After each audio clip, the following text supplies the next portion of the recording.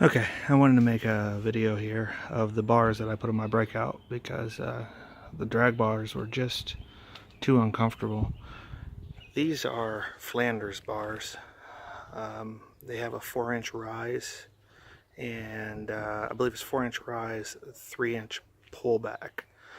The ride is so much more comfortable. I'm 6'1" and they just really changed the riding style of the bike, make it so much more comfortable, sit more straight up. I did not have to change any cables. The throttle cable, clutch cable was all long enough. The brake cable I made work by twisting this piece to be vertically down, and if you come down here,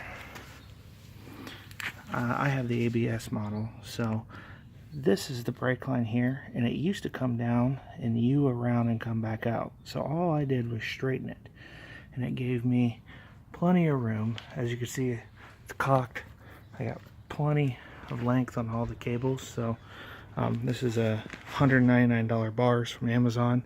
I'll leave the part number in the description. They're Flanders Bad Boys bars, and a very cheap, inexpensive upgrade for your Breakout if you're looking for a more comfortable ride.